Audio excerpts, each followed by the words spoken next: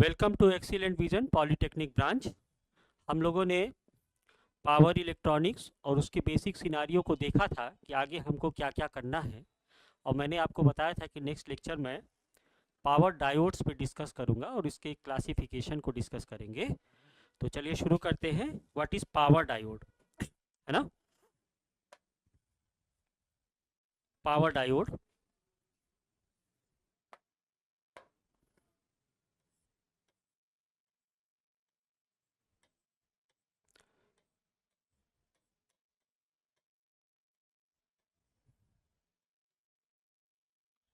देखिए, आप लोगों ने ऑर्डिनरी डायोड एनालॉग इलेक्ट्रॉनिक्स में पढ़ा होगा, और एनालॉग इलेक्ट्रॉनिक्स में आप लोगों ने उसका कैरेक्टरिस्टिक्स वगैरह सब देखा होगा। तो मैं ये मान के चलता हूँ कि इसका बेसिक सिनारियो आपको, इसका कैरेक्टरिस्टिक्स और जो भी इसके फंक्शंस हैं, आप लोग एनालॉग इलेक्ट्रॉनिक्स में ज़्यादा कुछ पढ़ चुके होंगे।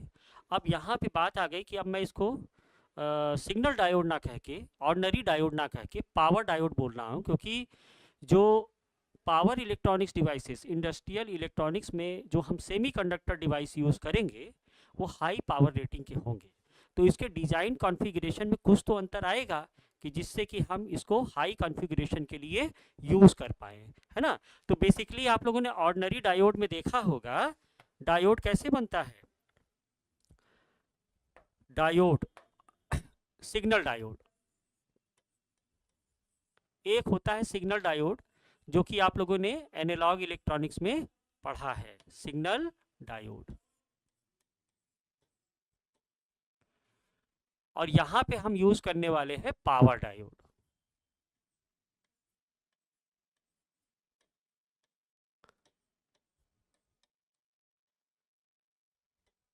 दोनों में अंतर क्या है पहले समझो। सिग्नल डायोड का जो कॉन्फ़िगरेशन होता है वो जनरली आप लोगों ने ऐसे पढ़ा होगा, इस तरह का स्ट्रक्चर होता है। ये इसका पी रीजन होता है और ये इसका एन रीजन होता है।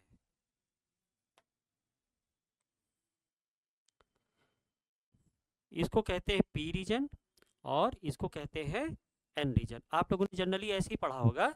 इसका सिंबॉलिक स्ट्रक्चर आप लोगों ने ऐसा कुछ बनाया होगा एनालॉग इलेक्ट्रॉनिक्स में। ये है एनोड और ये है कैथोड। इस तरह से आप लोगों ने सिग्नल डायोड को स्ट्रक्चर किया होगा। अब सिग्नल डायोड की विशेषता क्या है। ये लो वोल्टेज रेटिंग और लो करंट रेटिंग के होते हैं एनालॉग इलेक्ट्रॉनिक्स में। यानी जो इसकी वोल्टेज रेटिंग होती है जनरली वो मिली वोल्ट से वोल्ट के बीच में होता है, या आप कह सकते हो कि मिली वोल्ट से वोल्ट के बीच में होगा। जो करंट रेटिंग होती है इसकी जनरली वो माइक्रो एम्पियर से मिली एम्पियर होता है। माइक्रो एम्पियर से मिली एम्पियर होता है। और जो इसकी पावर रेटिंग होती है वो जनरली मिली वाट से वाट के बीच में होता है। That's it. ये आपका हो गया ऑर्डिनरी डायोड। ऑर्डिनरी डायोड, और चूंकि हमको यहाँ हाई रेटेड बनाना है तो इस ऑर्डिनरी डायोड के डिज़ाइन स्ट्रक्चर में हमको कुछ ना कुछ चेंज करना पड़ता है।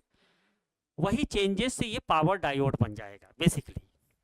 तो पावर डायोड के कॉन्फ़िगरेशन में हमें कुछ चेंजेस करना पड़ेगा। ये इसकी डोपिंग लेवल कहलाता है। और आप ये जानते हो कि जो एन रीजन होता है वो पी रीजन से उसका विड्थ थोड़ा सा ज़्यादा होता है, और इसकी डोपिंग में पी और एन के बीच में डिप्लेशन रीजन है, जो कि मैंने फिगर में नहीं दिखाया है ना। ये अंडरस्टूड है। पावर डायोड में क्या होता है, पावर डायोड में थोड़ा डिजाइन प्रोस्पेक्ट से कुछ चेंजेस कर दिए जाते हैं। ध्यान दीजिएगा, अगर मैं इसको पावर डायोड बनाना चाहूं तो इसमें दो एन रीजन बना दिए जाते हैं। ये और मोस्ट थोड़ा सा फिगर समझिए, तो ये रीजन कम रखा जाता है, ये रीजन कम रखूंगा मैं, और ये रीजन ज़्यादा रखूंगा। इसको बोलूंगा मैं P प्लस, इसको क्या बोलूंगा P प्लस, और इस रीजन को बोलूंगा मैं N माइनस और इस रीजन को बोलूंगा N प्लस। तो जो पावर डायोड का कॉन्फ़िगरेशन होगा वो कुछ इस तरह का होगा। अब यहाँ प्लस माइनस की अपनी वैल्यू है। माइनस का मतलब होता है लाइटली डोप, इस चीज को समझ लीजिए आप। माइनस का मतलब क्या हुआ? Lightly dope. और प्लस का मतलब क्या है? हेवीली डोप, है ना। माइनस का मतलब क्या है? Lightly doped.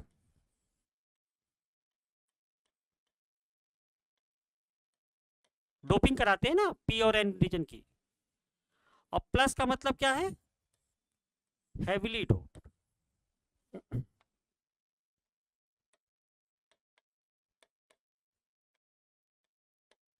Heavily doping. अब इस डोपिंग पे मैं बाद में आऊंगा, लेकिन अगर ये डिजाइन कंसिडरेशन अगर हम रखते हैं किसी पावर डायोड का, तो अब जो वोल्टेज है वो हाई वोल्टेज रेटिंग का मुझे मिलने लगेगा। मींस अब ये जो है वोल्ट से किलो वोल्ट रेंज में आ जाएगा। करंट रेटिंग इसकी एम्पियर से किलो एम्पियर बन जाएगी और पावर रेटिंग इसकी वाट से किलो वाट बन जाएगा। क्यों बन जाएगा? क्योंकि इसका विड्थ ऑफ डिप्लेशन लेयर हमने बढ़ा दिया विद लाइटली डोप्ड। क्या करेंगे हम? जो मेरा ऑर्डिनरी डायोड है, ऑर्डिनरी डायोड का जो डिप्लेशन रीजन है उसमें हम एन रीजन का लाइटली डोप्ड करवा देंगे, जिससे कि विड्थ ऑफ डिप्लेशन रीजन बढ़ जाए। विड्थ ऑफ डिप्लेशन रीजन बढ़ जाए। तो क्या किया हमने?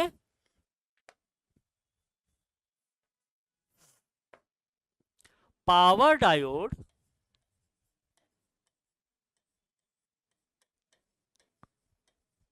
बनाने के लिए बनाने के लिए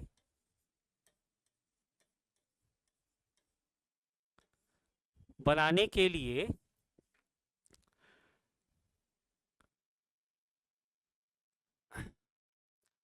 डिप्लेशन लेयर को, डिप्लेशन रीजन में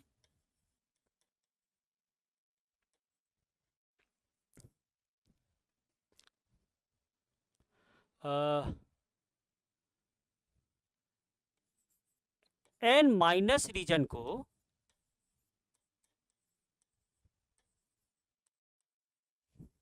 क्या करते हैं? लाइटली डोप रखेंगे। लाइटली डोपिंग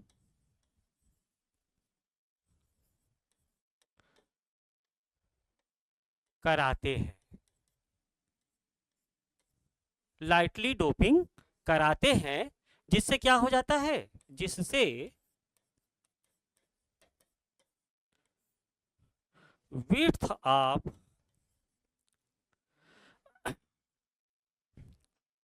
रिवर्स बाइस में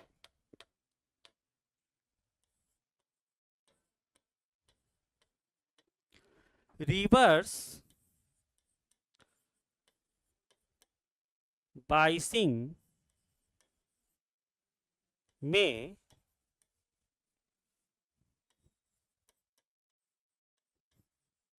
width of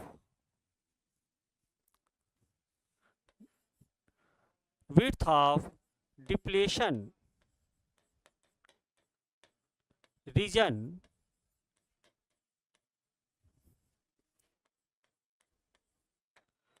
बढ़ जाता है।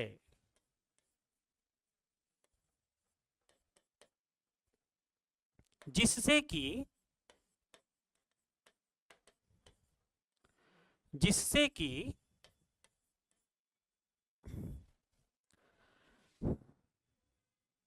रिवर्स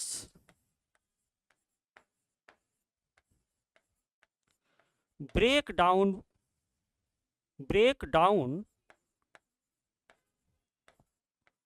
वोल्टेज का मान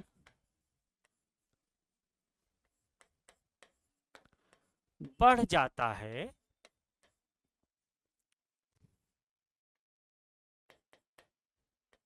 इस प्रकार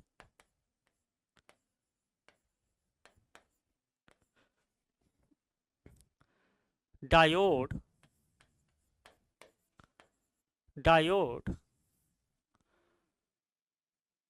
हाई वोल्टेज रेटिंग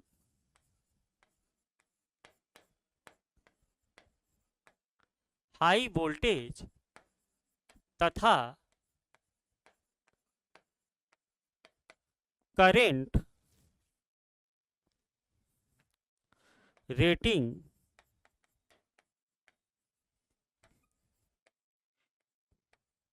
के रूप में कार्य करने लगता है। अब क्या मतलब हुआ इसका, जरा समझिएगा।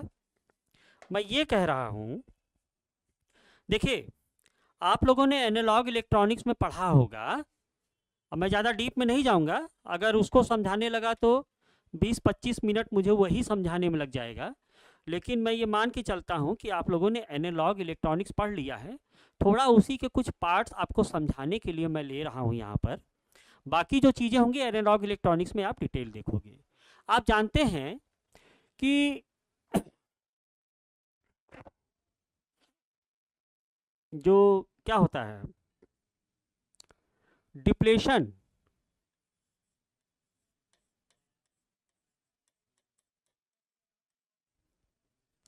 Is directly proportional to conductivity होता है। आप लोगों ने एनालॉग इलेक्ट्रॉनिक्स में पढ़ा होगा, कंडक्टिविटी है क्या?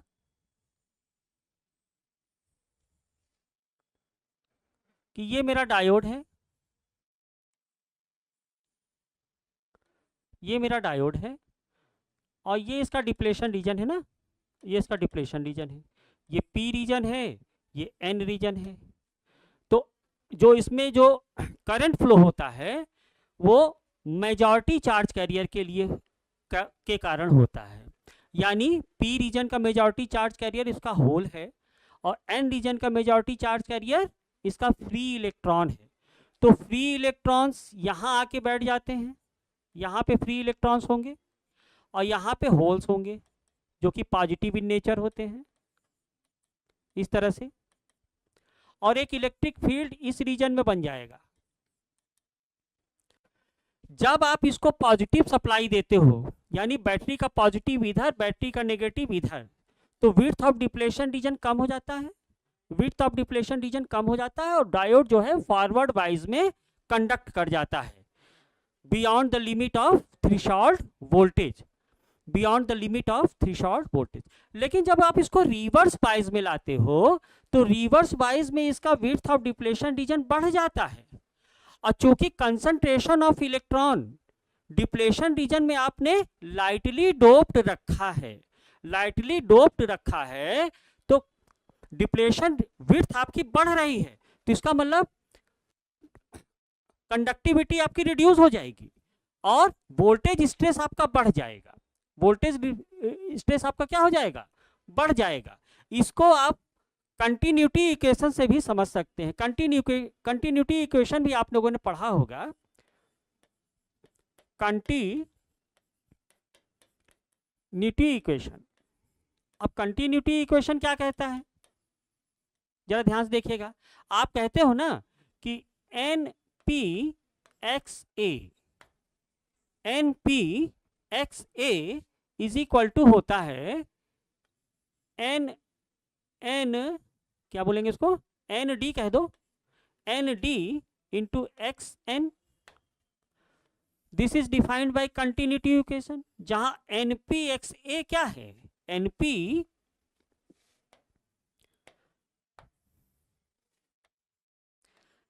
is my concentration of electron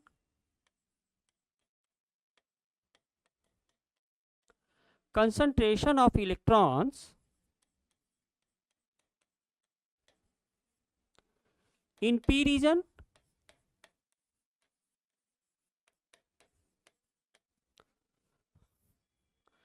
x X A क्या है, width of P reason,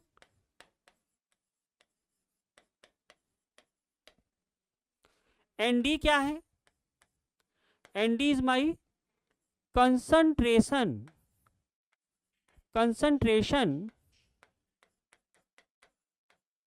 of electrons in any region. Similarly, xn क्या है, width of any region, इसी को मैं क्या कहता हूं, width of any region। और ये दोनों एक दूसरे के इक्वल हैं, यानी पी रीजन का कंसंट्रेशन और विड्थ का जो मल्टीप्लिकेशन है वो एन रीजन के कंसंट्रेशन एंड विड्थ के मल्टीप्लिकेशन के बराबर होगा।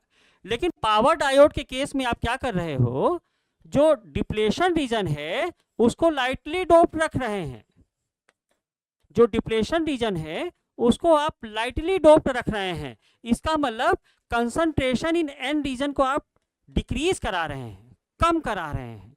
तो चूंकि इन दोनों का मल्टीप्लिकेशन इसके मल्टीप्लिकेशन के बराबर है और ये वैल्यू को अगर मैं कांस्टेंट मान लूं, कांस्टेंट है, तो अगर concentration of electron in depletion region will be decreases, then width of depletion region will be increase। Depletion region का जो विड्थ है एट रिवर्स बायस वो आपका इंक्रीज कर जा रहा है। तो जब विड्थ ऑफ डिप्लेशन रीजन आपका इंक्रीज कर जाएगा तो रिवर्स ब्रेक ओवर वोल्टेज आपका बढ़ जाएगा। उसी के लिए ये जो अब डायोड है ये हाई वोल्टेज रेटिंग और हाई करंट रेटिंग के लिए कार्य करने लगेगा। इसी को आप ग्राफिकली कुछ इस तरह से समझ सकते हैं, ध्यान से समझिएगा। अगर मैं नॉर्मली सिग्नल डायोड की बात करूं, देखिए सिग्नल डायोड मैं बना रहा हूं,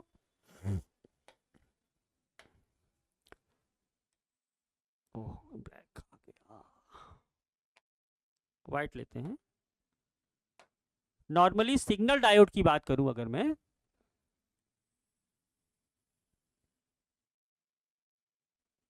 थोड़ा बड़ा बनाते हैं, यहां आप ग्राफिकली समझ जाएंगे।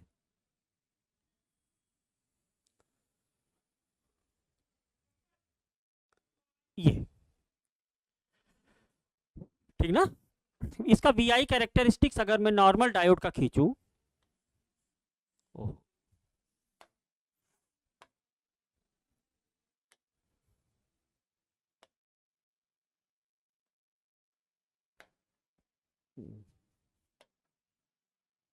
VI कैरेक्टरिस्टिक्स ना, तो देखिए ये कुछ इस तरह से जाता है।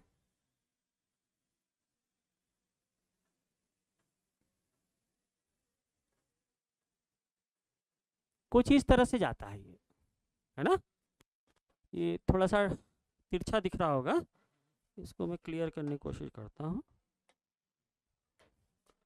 ये कुछ ऐसा जाएगा, इस तरह से ना। इसको येलो बनाऊं, थोड़ा सा टाइम लग रहा है। ये कुछ ऐसा जाता है,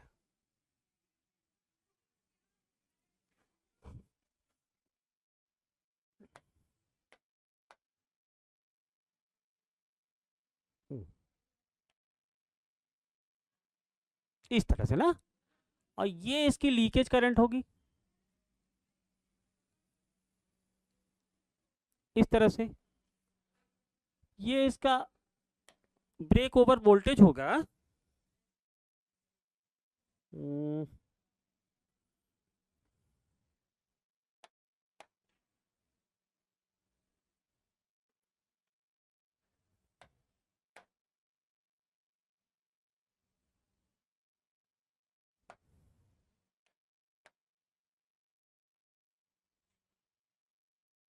और ये कांस्टेंट करंट आपको देता है, ठीक ना।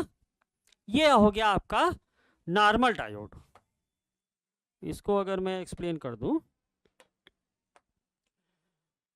हॉरिजॉन्टल एक्सेस को आपने V माना है और वर्टिकल एक्सेस को आपने I माना है, I माना है। तो ये नॉर्मल डायोड है आपका, जो कि लो वोल्टेज यानी मिली वोल्ट और मिली एम्पियर में या माइक्रो एम्पियर में काम कर रहा है ना। फॉरवर्ड वाइज में क्या होता है, फॉरवर्ड वाइज में देखो, इस बैटरी के यहां पे आप पॉजिटिव टर्मिनल रख दोगे और यहां पे आप क्या कर दोगे, नेगेटिव टर्मिनल से कनेक्ट कर दोगे। तो शुरू में क्या होगा, शुरू में ये एक्सपोनेंशियली इंक्रीज करेगा। आपको फार्मूला पता है कि नहीं पता है, इसका फार्मूला होता है I D is equal to I S E to the power V D upon N V T minus 1, जहां वी टी को हम लिखते हैं K T by Q, where K is Boltzmann constant, I D forward bias current, reverse saturation, I S क्या है, reverse saturation current, आप लोगों ने एनालॉग इलेक्ट्रॉनिक्स में ये सब पढ़ा होगा। और डी जो है डायोड पे वोल्टेज ड्रॉप होता है, थ्रेशोल्ड वोल्टेज ड्रॉप, है ना। फॉर सिलिकन के लिए जो थ्रेशोल्ड वोल्टेज होता है वो 0.7 वोल्ट होता है, और for germanium this is 0.3 volt. तो थ्रेशोल्ड लेवल तक ये एक्सपोनेंशियली इंक्रीज करता है। मान लीजिए सिलिकन है तो 0.7 वोल्ट तक ये एक्सपोनेंशियली इंक्रीज करेगा। एक्सपोनेंशियली इंक्रीज करने के बाद जैसे ही थ्रेशोल्ड वोल्टेज के बाद ये आगे बढ़ेगा, यानी वोल्टेज की वैल्यू बढ़ेगी, तो ये लीनियरली इंक्रीज कर जाता है। दिस इज द फॉरवर्ड बाइस कैरेक्टरिस्टिक्स ऑफ डायोड।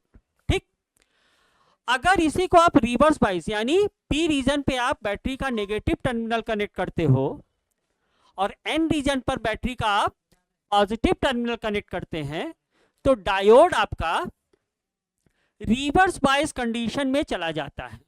ठीक ना, इस रीजन को कहते हैं लीकेज करंट या रिवर्स लीकेज करंट जोन, इसको कहते हैं रिवर्स लीकेज करंट। और ये है इसका ब्रेक ओवर वोल्टेज, जो कि एवलांच लेवल पे आपको मिलता है। इसको मैं डिनोट करूंगा VBR से। इसको बोलते हैं रिवर्स ब्रेक ओवर वोल्टेज। यानी कि रिवर्स बाइस में क्या हो रहा है, रिवर्स बाइस में आपका जो विड्थ ऑफ डिप्लीशन रीजन है वो इंक्रीज कर जा रहा है, और एक स्मॉल अमाउंट ऑफ करंट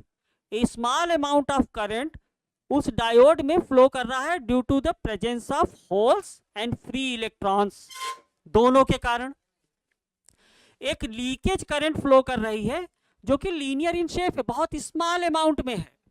लेकिन आपने यहां पे क्या किया, आपने अगर रिवर्स वोल्टेज को VBR, जिसको कि मैं reverse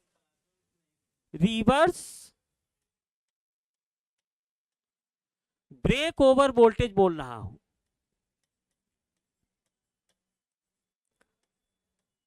reverse break over voltage बोल रहा हूं, यदि आपने वोल्टेज को इस वोल्टेज लेवल से और बढ़ा दिया तो आप देख रहे हैं कि एक huge amount of infinite current इसमें फ्लो करने लगेगा एट दिस कांस्टेंट वोल्टेज। आपने इसी आधार पर रिवर्स बायस कंडीशन में जेनर डायोड का कैरेक्टरिस्टिक्स भी देखा होगा, जो कि एक कांस्टेंट वोल्टेज पे करंट को फ्लो कराता है इन रिवर्स बायस। तो इन द सेंस हमारा क्या है कि डायोड का जितना भी रिवर्स ब्रेक ओवर वोल्टेज होगा, फॉरवर्ड बायस में उतना ही या उस वोल्टेज से कम ही रखा जाता है फॉरवर्ड बायस में वोल्टेज। और इसी वोल्टेज को हम क्या बोलते हैं, इसी वोल्टेज को हम बोलते हैं पीक इनवर्स वोल्टेज, PIV। क्या बोलते हैं, पीक इनवर्स। इसको मैं यहां लिख दूं क्योंकि अभी कैरेक्टरिस्टिक्स में इसी को हम बोलते हैं पीक PIV यानी peak inverse voltage, peak inverse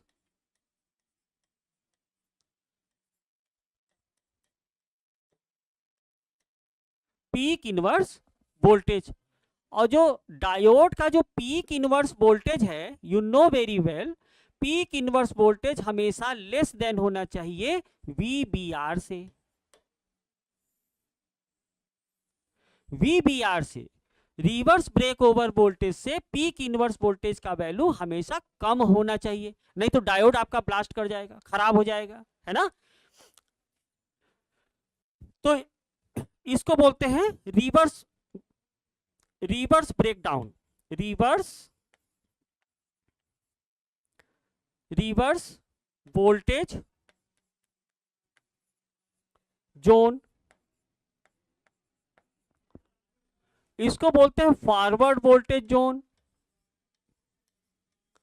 forward voltage zone. और इस आधार पर आपका ऑर्डिनरी डायोड काम करता है। पावर डायोड के केस में आप क्या कर दे रहे हैं कि जो डिप्लेशन लेयर है उसको आप लाइटली डोप्ड करा दे रहे हैं, जिससे कि विड्थ ऑफ डिप्लेशन रीजन बढ़ जा रहा है। विड्थ ऑफ डिप्लेशन रीजन के बढ़ने से, जैसे कि सिलिकॉन का आपने देखा ऑर्डिनरी डायोड के केस में 0.7 वोल्ट था ना, तो पावर डायोड के केस में, पावर डायोड जर्मेनियम के लिए आपका क्या था, जर्मेनियम के लिए आपका 0.3 वोल्ट था। क्योंकि विड्थ ऑफ डिप्लेशन लेयर को आप लाइटली डोप कर रहे हो, तो सिलिकॉन के लिए या जर्मेनियम के लिए ये जो वैल्यू आ जाती है, इसका threshold value 0.8 volt to 1 volt हो जाता है। यानी कि लीनियर जोन में, फॉरवर्ड वाइज जोन में, अब जो डायोड का कैरेक्टरिस्टिक्स होगा उसको मैं ग्रीन से अगर आपको दिखाऊं, तो ये ग्रीन से ये कहीं यहां पे जाके शिफ्ट हो जाएगा, और जो आपका कैरेक्टरिस्टिक्स है वो कुछ ऐसे बढ़ेगा, यहां तक तो एक्सपोनेंशियली रहेगा, और उसके बाद ये लीनियर ट्रेवल करेगा इस तरह से।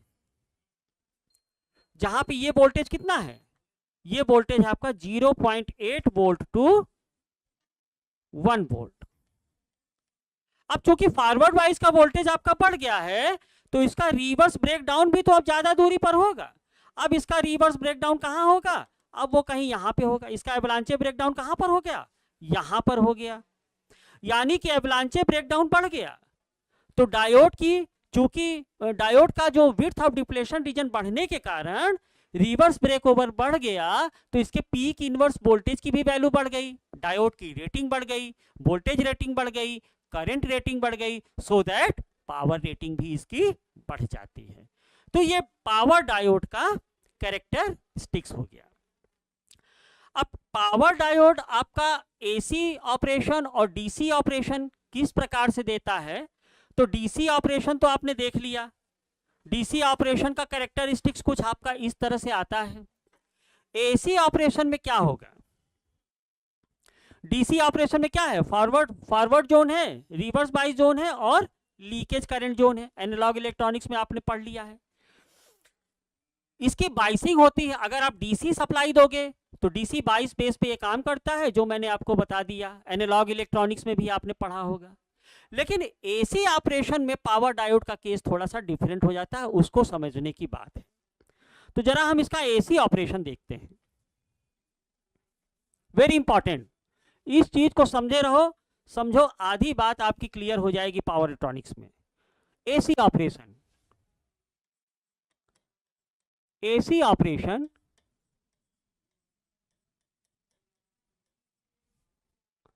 इन पावर डायोड।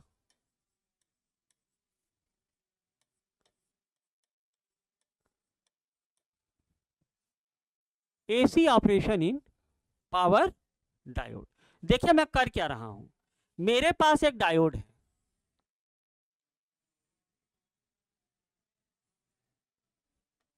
डायोड का सिंबॉलिक स्ट्रक्चर यही होता है, हाँ। और इसको मैंने सप्लाई दे दिया है क्या, एसी, आप जानते हो डायोड रेक्टिफायर का काम करता है। अभी मैं आके बताऊंगा ये अनकंट्रोल्ड रेक्टिफायर होता है ना। ये है इसका एनोड और ये है इसका कैथोड। अब एसी तो पॉजिटिव में भी काम करेगा और नेगेटिव में भी काम करेगा, मतलब फॉरवर्ड वाइज में भी काम करेगा और रिवर्स वाइज में भी काम करेगा। तो अगर इसका मैं वीआई कैरेक्टरिस्टिक्स खींचूं एसी ऑपरेशन के लिए, तो इसमें दो जोन काम करेंगे।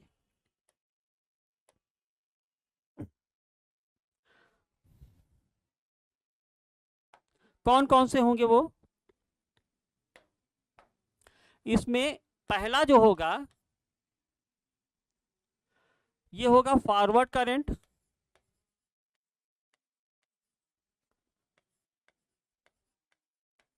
फॉरवर्ड करंट, और दूसरा आता है इसमें रिवर्स रिकवरी करंट। अब ये क्या चीज है जरा समझिए, ग्राफिकली देखिए इसको। देखिएगा एसी ऑपरेशन के केस में क्या हो रहा है, एसी ऑपरेशन के केस में क्या हो रहा है,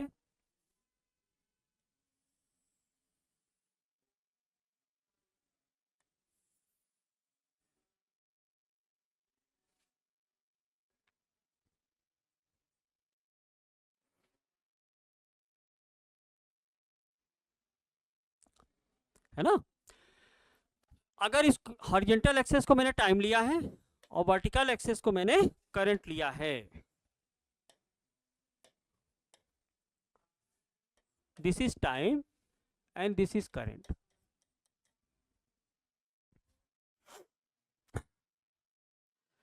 देखिए फॉरवर्ड वाइज में यानी 0 से पाई साइकिल के बीच में ये टर्मिनल मेरा पॉजिटिव होगा और ये टर्मिनल मेरा नेगेटिव होगा। 0 टू पाई, 0 टू पाई के बीच में ये टर्मिनल मेरा पॉजिटिव होगा और ये टर्मिनल मेरा नेगेटिव होगा। यानी कि diode as a short circuit behave करेगा, क्लियर, और एक फॉरवर्ड वाइज करंट इसमें फ्लो करेगी जो कि लीनियरली इंक्रीज करेगा। कैसा इंक्रीज करेगा? लीनियरली इंक्रीज करेगा। इसको मैं येलो से दिखा दूं, अगर ये इस तरह से ये लीनियरली इंक्रीज करेगा। दिस करंट इज IF,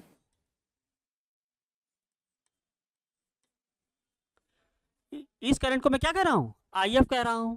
तो ये फॉरवर्ड वाइज की करंट होगी। अब लीनियर जोन में ये कंटिन्यूअस होगा, कंटिन्यूअस होगा। आफ्टर पाई, आफ्टर पाई ये क्या करेगा? ये नेगेटिव टर्मिनल हो जाएगा और ये पॉजिटिव टर्मिनल हो जाएगा। यानी डायोड जो है रिवर्स बायस कंडीशन में काम करना चाहिए। तो करंट मेरा यहां से डिक्रीज करेगा लीनियरली। करंट मेरा क्या करेगा? डिक्रीज करेगा। इस तरह से करंट मेरा डिक्रीज करेगा। डिक्रीज करने के बाद करंट की वैल्यू क्या होगी? एक कंडीशन आएगी कि जब करंट मेरा 0 हो जाएगा, दिस इज द पॉइंट। और 0 होने के बाद चूंकि डिप्लेशन रीजन में चार्ज कैरिंग कैपेसिटी है, तभी तो उसमें करंट 0 होने के बावजूद भी कुछ करंट रिवर्स बायस कंडीशन में नेगेटिव डायरेक्शन में फ्लो करेगा, है ना। यानी कि करंट बिल्कुल 0 नहीं आ पाएगा, बल्कि 0 से रिवर्स डायरेक्शन में मूव कर जाएगा। और एक कंडीशन आएगी जब करंट की वैल्यू मैक्सिमम हो जाएगी, तो इसको कहेंगे IRR, यानी पीक क्या बोलेंगे इसको? इसको मैं रिप्रेजेंट कर देता हूं IRM से। किससे रिप्रेजेंट कर रहा हूं? IRM से। इसको बोलते हैं IRM को क्या बोलते हैं? पीक रिवर्स, या नेक्स्ट पेज में कर दूं, IRM को मैं बोल रहा हूं पीक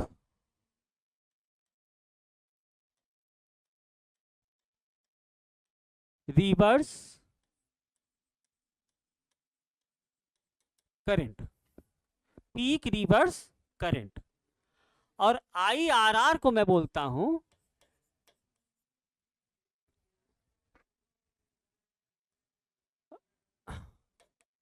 रिवर्स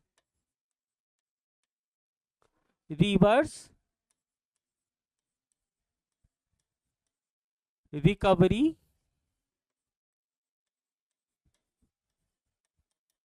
करंट। समझिएगा, देखो ये जो रीजन है ना, यहां से करंट बैक होगा जीरो की तरफ, इस तरह से। इसको मैं येलो से ही बनाऊं, पूरा ग्राफ आपका येलो में है, इस तरह से ये बैक होगा, इस तरह से बैक होगा। ये जो कवर एरिया है ये वाला, इसको समझो, इसको बोलते हैं 0.25 ऑफ IRR, इसको बोलते हैं 0.25 IRR, यानी कि 25% of IRM। This is M, 25% of IRM। तो that current will be reverse recovery current, that current will be reverse recovery current.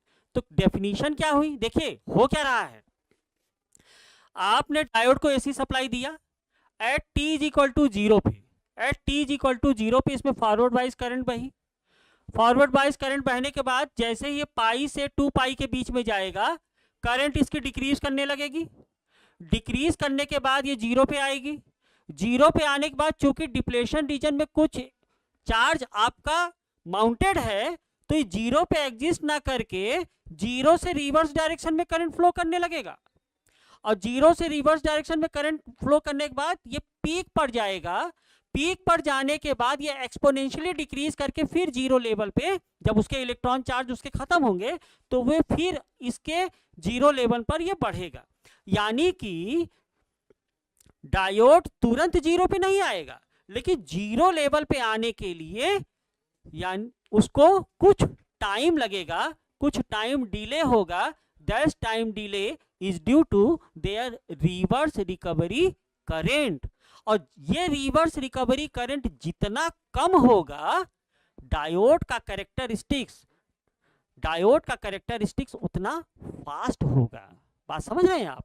तो मैं क्या करता हूं, मैं यहां से एक परपेंडिकुलर डाल देता हूं, एक लंब डाल देता हूं। देखो यहां से एक परपेंडिकुलर डाल देता हूं,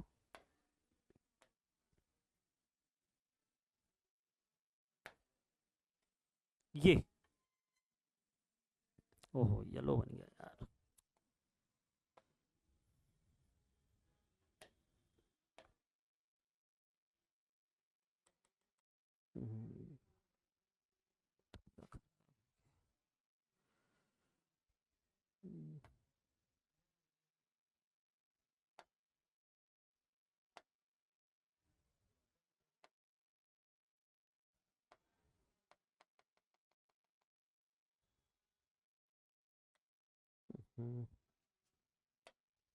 देखिएगा बच्चों, एक मिनट, यहां से मैं एक परपेंडिकुलर डाल देता हूं।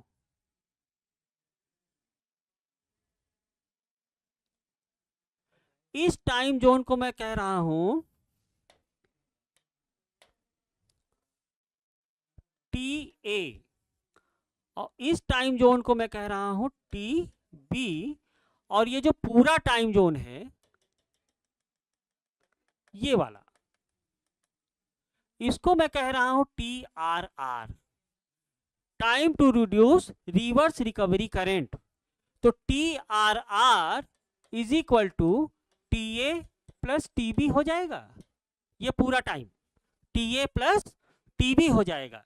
तो what is reverse recovery current, पहले ये देखो रिवर्स रिकवरी करंट को आप कैसे डिफाइन करेंगे। डायोड में, या पावर डायोड की बात हो रही है ना, in AC operation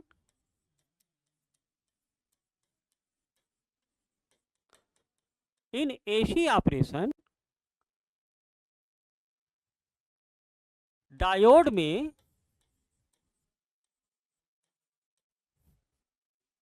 current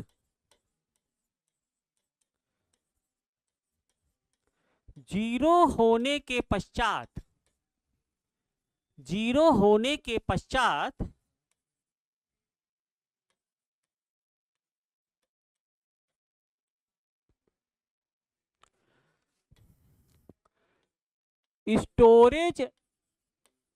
storage charge की वजह से, स्टोरेज चार्ज की वजह से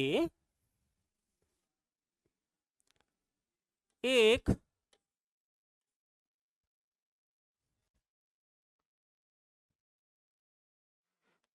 रिवर्स डायरेक्शन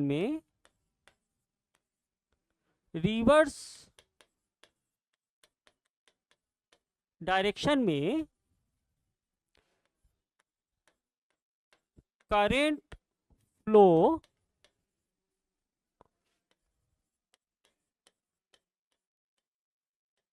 होता है।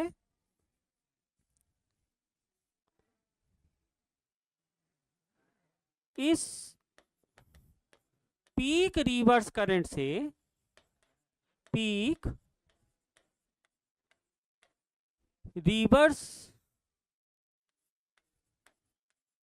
करंट से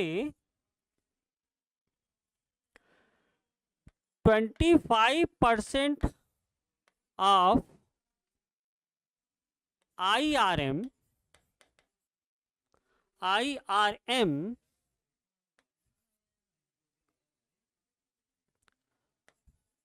तक पहुंचने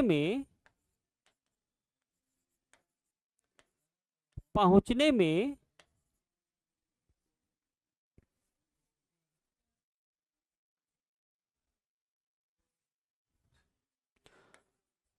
जो समय लगता है,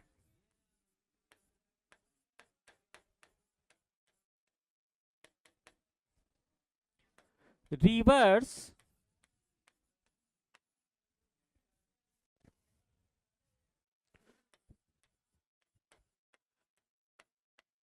रिकवरी टाइम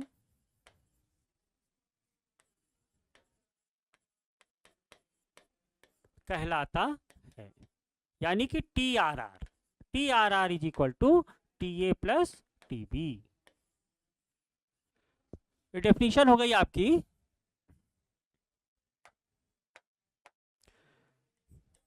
रिवर्स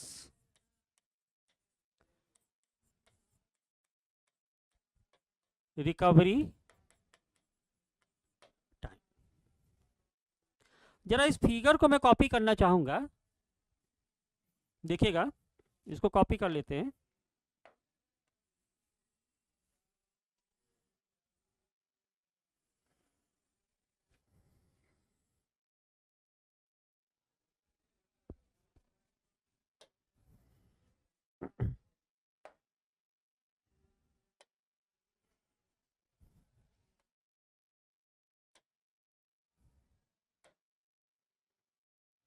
ये आ गया।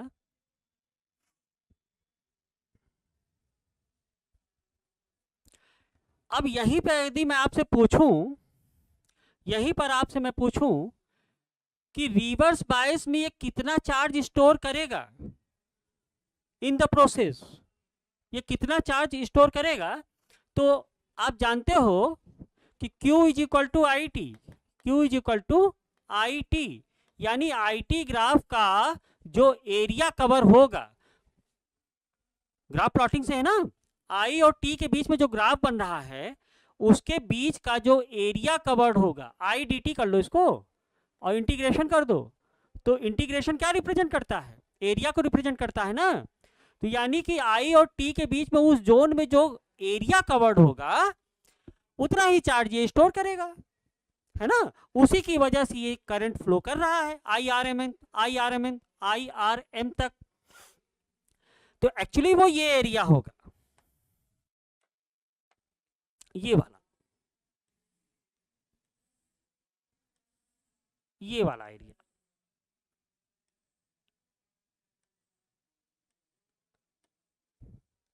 अब ये एरिया क्या होगा, इस पूरे फिगर को मैं एक ट्रायंगल कंसीडर कर सकता हूं, इस पूरे फिगर को मैं एक ट्रायंगल कंसीडर कर सकता हूं। तो Q R R charge storage, Q R R that will be equal to 1/2 into I R M, या आई आर आर कह सकते हो आप, आई आर एम कहो, पीक करंट तक जा रहा है ना, आई आर एम इंटू क्या हो जाएगा, T R R, reverse recovery time. This is very important formula.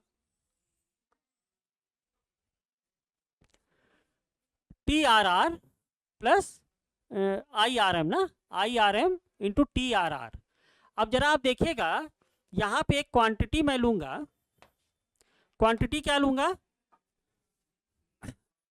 कि ये जोन देखिए, ये rate of change of current को रिप्रेजेंट कर रहा है, ये स्लोप किसको रिप्रेजेंट कर रहा है, जरा यहां पे देखिएगा इस वाली लाइन को, यानी जीरो करंट से आई आर एम के करंट में आई आर एम तक जो करंट गई है उस करंट को जरा देखिएगा, इसको मैं rate of change of current, slope है ना, किसी लाइन का स्लोप है तो rate of change of current कह सकता हूं, इसको मैं कहूंगा D I by D T. ये line, this is D I by D T, ध्यान समझिए, ये प्रूफ बहुत आता है, D I by D T ये इसका स्लोप होगा ना, D I by D T इस लाइन का स्लोप होगा ना। अब इस लाइन का स्लोप क्या होगा, y2 minus y1 upon x2 minus x1, यानी कि इसका हाइट और इसका विड्थ, इसका हाइट और इसका विड्थ। अब समझ में आया टी ए टी बी क्यों डिफाइन किया, ऐसे ही किया जाएगा ये। तो इसका हाइट कितना है, that is I R M, और इसका विड्थ कितना है, टी ए, इसका विड्थ कितना हो गया, टी ए हो गया। तो आई आर एम को मैं क्या लिख सकता हूं, आई आर एम को मैं लिख सकता हूं, इसको इक्वेशन 1 मान लो, I R M is equal to T A into D I by D T.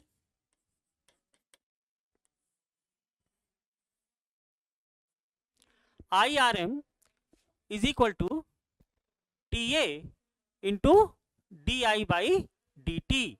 जरा यहां पे मैं एक फैक्टर लूंगा, एक टर्म लूंगा, और वो टर्म वेरी इंपॉर्टेंट है, S is equal to T B by T A, S is equal to T B by T A, और इस एस को बोलते हैं safety factor, very important, safety factor. S is equal to T B by T A, तो T B को मैं क्या लिख सकता हूं, T B is equal to S into T A, T B is equal to S into T A. और आप देख रहे हैं यहाँ पे कि T are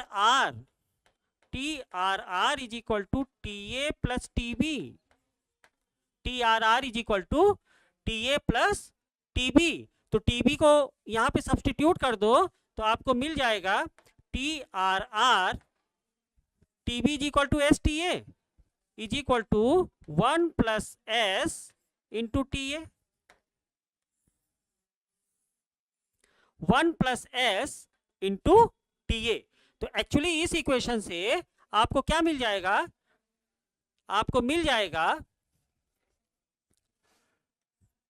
TA is equal to TRR upon 1+S। मिल जाएगा? ये मिल गया। आपके पास रिलेशन है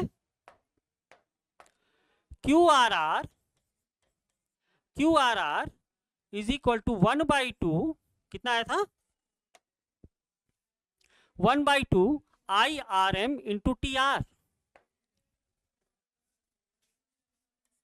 IRM into TRR, reverse recovery time, है ना? तो IRM को आपने क्या लिखा? देखो यहां से IRM को लिखा आपने TA DI/dt। तो ये हो जाएगा 1/2 TA DI/dt into TRR into TRR। अब TRR को आपने क्या लिखा? सॉरी, TA को आपने क्या लिखा? देखो यहां से TA इज व्हाट? TA आपका ये TRR अपॉन 1+S। तो ये आपका हो जाएगा 1/2 DI/dt इंटू TRR का स्क्वायर अपॉन 1+S। तो इतना चार्ज स्टोर करेगा।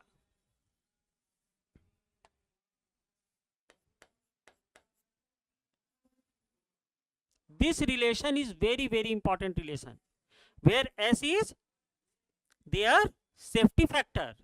S को मैं क्या कह रहा हूं? S is equal to TB/TA। Graph को समझ लो, इसी को मैं कह रहा हूं सेफ्टी फैक्टर।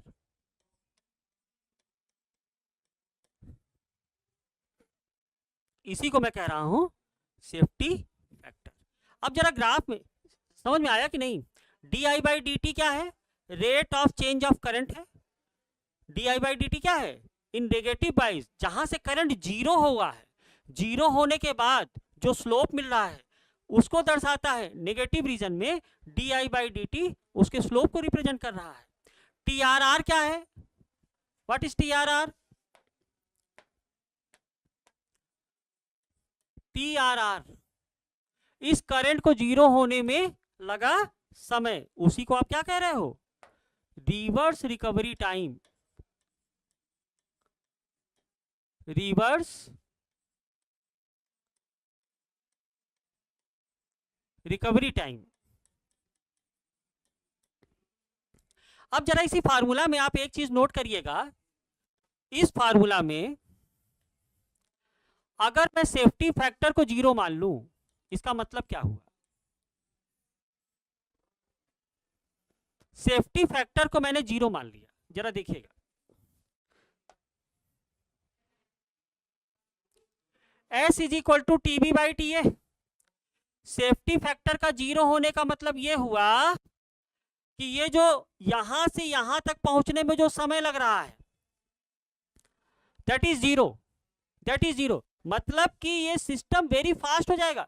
मतलब एट जीरो इंस्टेंट पे जो रिवर्स रिकवरी टाइम में जो पीक करंट तक गया, एट जीरो इंस्टेंट मतलब यहां से यहां तक पहुंचने में, इस जीरो करंट तक पहुंचने में जो समय लगेगा दैट विल बी जीरो।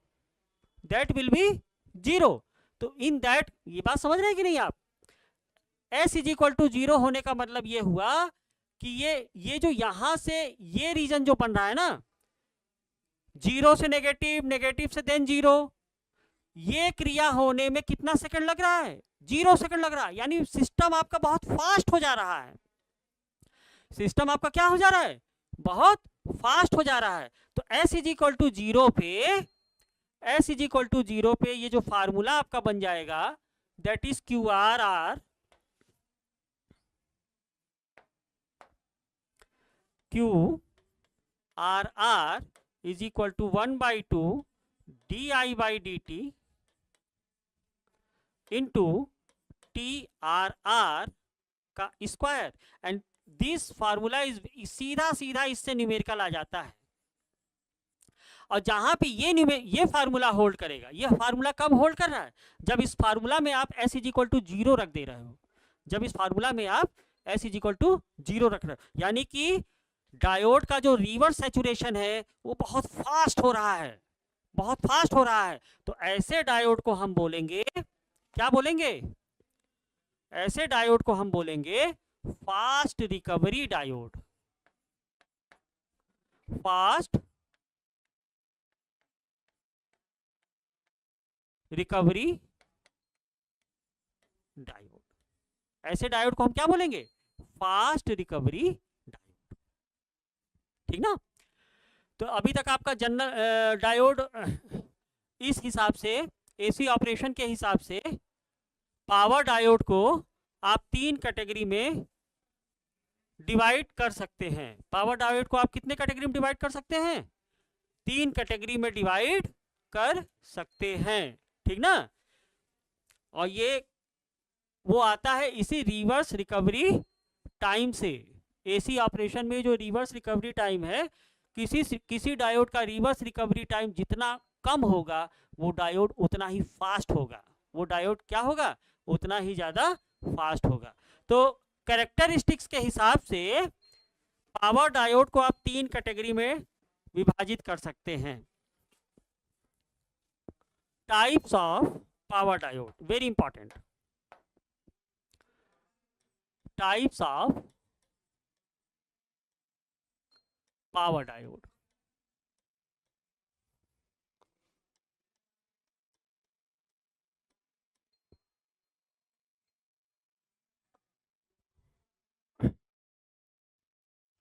देखिए कौन कौन से होंगे वो डायोड, जरा देखिएगा।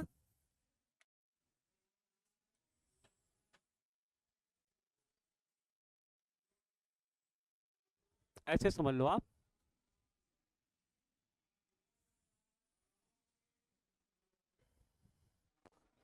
एक तो होगा जनरल पर्पस डायोड, क्या कहेंगे, जनरल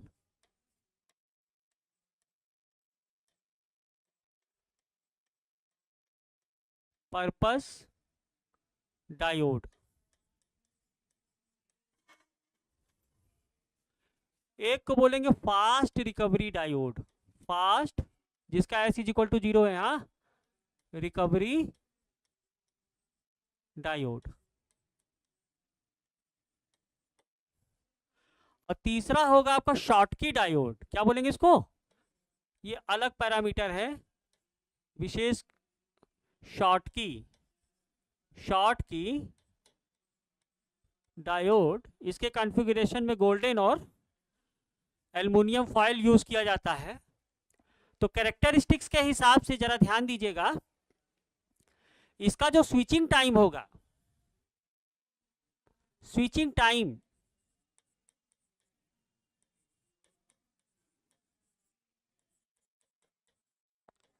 तो जनरल पर्पस डायोड का लगभग 25 माइक्रोसेकंड होता है, पूछ लेता है कभी कभी ये,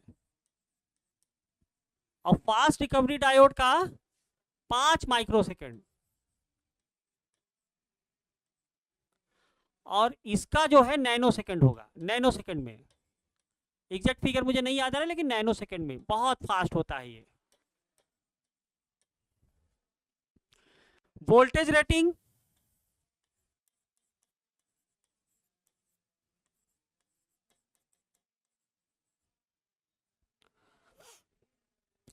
जनरल पर्पस डायोड का वोल्टेज रेटिंग ज्यादा होता है, ठीक है, it is about 25 25 to 50 kilo volt. Fast recovery diode का करंट रेटिंग बढ़ जा रहा है, depletion region, width of depletion region बढ़ जा रहा है ना, यानी इसकी करंट रेटिंग बढ़ जा रही है। तो जो इसका वोल्टेज रेटिंग आता है करीब 300 किलो वोल्ट, 300 वोल्ट सॉरी, कितना होता है,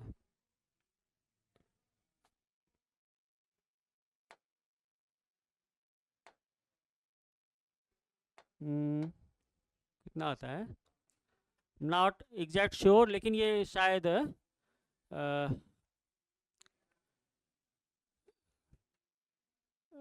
किलो वोल्ट में ही आता है ये, करीब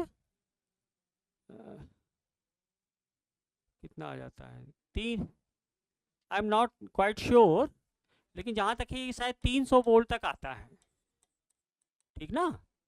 और इसकी जो वोल्टेज रेटिंग है वो भी कम में ही होगी, 300 वोल्ट तक मान लो, 300 वोल्ट।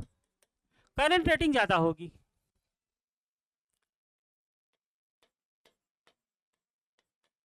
करंट रेटिंग ये एम्पियर टू किलो एम्पियर होगा, एम्पियर टू किलो एम्पियर। और इसका मैक्सिमम शायद कितना आता है, थोड़ा सा डाटा इसके लिए लेना पड़ेगा, लेकिन ये मान लो कि इसकी करंट रेटिंग बहुत ज़्यादा होगी, इसकी करंट रेटिंग बहुत ज़्यादा आती है। इसको मैं क्लियर कर दूंगा। कितना आएगा, चलिए इसको डेस्क छोड़ दीजिए, देख लेंगे इसको। जो इसके एप्लीकेशंस हैं,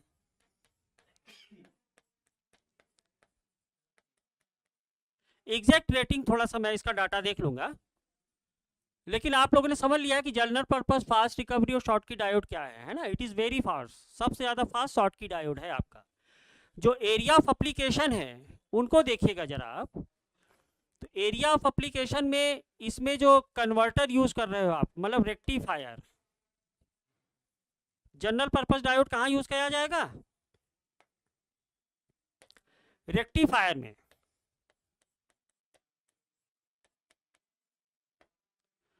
यानी phase control rectifier, phase control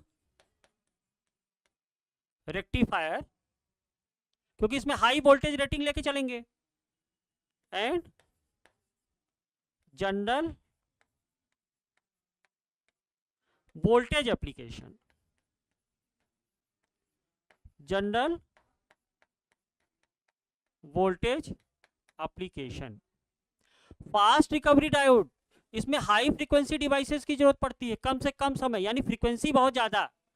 इस केस में क्या होगा, फ्रीक्वेंसी बहुत ज्यादा। वोल्टेज रेटिंग करंट रेटिंग में डाटा देख के आपको बता दूंगा, लेकिन फास्ट रिकवरी का मतलब हुआ कि कम से कम समय, तो जहां कम समय वहां हाई फ्रीक्वेंसी। तो हाई फ्रीक्वेंसी डिवाइस यूज किए जाते हैं इन्वर्टर और चोपर सर्किट में, इन्वर्टर एंड चोपर सर्किट। और इसका जो यूज होता है very high frequency, that is उसको बोलते हैं ज्यादातर SMPS। क्या बोलते हैं, SMPS, SMPS। इसका फुल फॉर्म है switched mode power supply, switched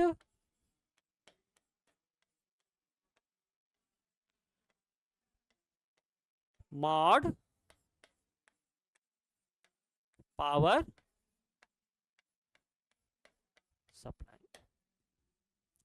ये बहुत इंपॉर्टेंट है, क्वेश्चन सीधे सीधे आ जाता है, इनमें कंपैरिजन आ जाता है।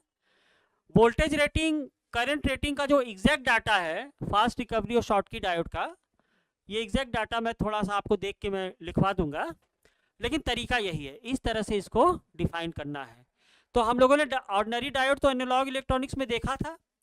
आज हमने सीखा पावर डायोड क्या होता है, पावर डायोड से उसकी स्विचिंग स्पीड देखी, स्विचिंग कैरेक्टरिस्टिक्स क्या होता है, ये थायरिस्टर में जब हम डिस्कस करेंगे तब जाएंगे।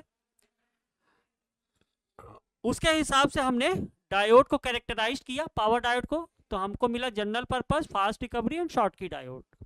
इनके पैमाने ये हैं, इसका एप्लीकेशन यहाँ पर है, दीज आर द एप्लीकेशन। कहाँ पे किस डायोड को यूज करेंगे, है ना, आगे आप लोग देखने वाले हो। तो आज का लेक्चर यहीं तक। अब आपके सिलेबस में जो नेक्स्ट है, diode with DC source, diode with DC source. और इसको मैंने ट्रांजिएंट रिस्पांस तो नहीं बताया, लेकिन आरएल और आरसी सर्किट को हमने बेसिक इलेक्ट्रिकल इंजीनियरिंग में बताया है। लेकिन यहाँ पे थोड़ा सा एडवांस लेवल पे चलेंगे। और आपने देखा होगा मैथमेटिक्स में, आप लोगों ने पढ़ा होगा लाप्लास ट्रांसफॉर्म। तो लाप्लास ट्रांसफॉर्म और फूरियर ट्रांसफॉर्म का हम खास तौर से लाप्लास ट्रांसफॉर्म, सर्किट एनालिसिस का एक one of the most criteria है। अगर आपको लाप्लास ट्रांसफॉर्म आ गया तो सर्किट बहुत आसानी से सॉल्व हो जाता है। और मेरा मानना है कि आप लोगों ने मैथमेटिक्स में लाप्लास ट्रांसफॉर्म पढ़ लिया होगा, और यदि नहीं पढ़ा है तो मुझे कमेंट करके ज़रूर बताना, तो मैं पढ़ा दूंगा। लाप्लास ट्रांसफॉर्म पढ़ लोगे तो पावर इलेक्ट्रॉनिक्स का आधा एनालिसिस आप कर लिए, एनालिसिस पोर्शन में कोई दिक्कत आने वाली नहीं है। देखो हमें करना क्या है, पावर इलेक्ट्रॉनिक्स में 3 चीज़ें हमेशा सीखनी चाहिए। पहले उसका सर्किट एनालिसिस, सर्किट एनालिसिस से उसका ग्राफिकल एनालिसिस, और ग्राफिकल एनालिसिस सर्किट एनालिसिस को मिला के उसका फूरियर सीरीज या लाप्लास ट्रांसफॉर्म एनालिसिस कैसे निकालेंगे हम, तो जो मैथमेटिकल कैलकुलेशन है वो हम लाप्लास ट्रांसफॉर्म से करेंगे। इसीलिए ये सब्जेक्ट टफ है, एक ही चीज को 3 तरह से समझा जाता है, लेकिन समझने की इतनी विधा है, तो मेरे ख्याल से ये सब्जेक्ट आसान होना चाहिए, है ना। तो नेक्स्ट लेक्चर में हम लोग पढ़ेंगे डायोड विद डीसी सोर्सेस, और उसमें मैं diode including RL RC circuit को लूंगा, और फिर उसका रिस्पांस पढ़ेंगे एलसी सर्किट। एलसी सर्किट बहुत ध्यान से समझना, डायोड विद एलसी सर्किट बहुत इंपॉर्टेंट है, अगर वो नहीं समझ में आएगा तो कम्यूटेशन प्रॉब्लम आप अभी थायरिस्टर का कम्यूटेशन होता है ना, तो नेचुरल कम्यूटेशन, फोर्स कम्यूटेशन, तो फोर्स कम्यूटेशन में एक्स्ट्रा सर्किटरी बनाई जाती है ना, तो उसी में यही एलसी सर्किट लिया जाता है। तो बहुत ध्यान समझिएगा, अगर ये बेसिक चीज़ें थोड़ा थोड़ा कॉन्सेप्ट आपके बैठ गए तो इंडस्ट्रियल इलेक्ट्रॉनिक आईईसी के सब्जेक्ट में कोई दिक्कत होने वाली नहीं है। Thank you very much.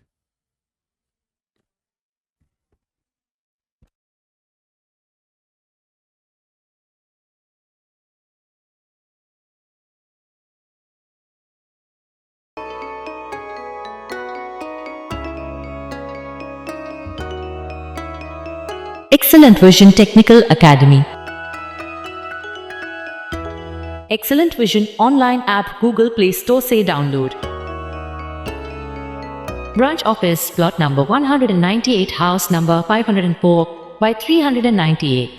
Mobile 945495100370802452228960528475.